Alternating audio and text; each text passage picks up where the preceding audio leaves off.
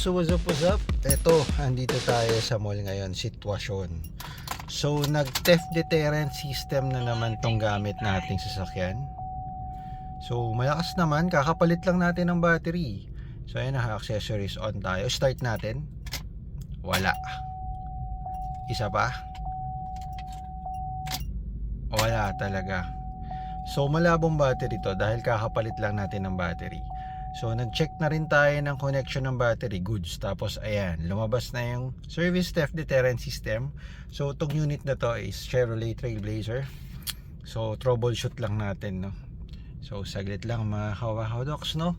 Uwing-uwi na tayo para makita yung mga kiddos natin. Eto pa, mag-troubleshoot muna tayo. Ciao. So ayan, no. So ang ginawa natin is nilagay natin sa accessories on yung ignition natin. Tapos kung makikita nyo, ayan, labas tayo sa labas, nakabukas yung hood, no. Post lang natin.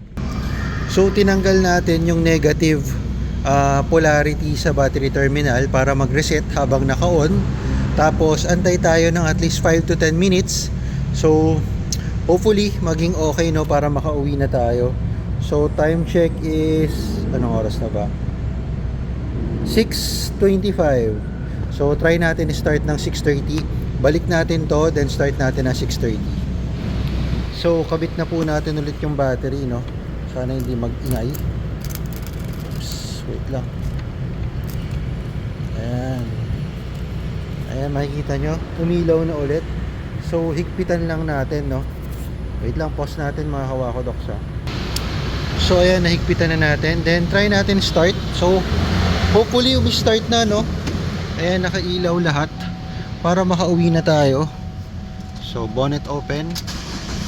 Ayan. So ganun lang po kasimple, no. Pinakamabilis gawin. So 6:30. So ayun na mga kawakodoks, na start na natin yung sasakyan, nababa na natin yung hood. Yun nga lang, nag-reset totally yung system ng sasakyan. Ayan, bumalik lahat sa default settings yung unit natin, no. So mamaya na natin ayusin yan sa bahay, yung oras, yung date, and yung setup or yung settings natin sa audio, no. So uwi na muna tayo. So pangalawang beses na sa atin nangyari to, no. So ganun lang po kadali. Buti na lang napanood natin yung ginawa ng technician before. So nasigil pa tayo ng medyo mahal doon kasi may ginawa daw sila sa ECU and everything, pero wala tayong magagawa. Ang binayaran natin doon is yung knowledge ng technician.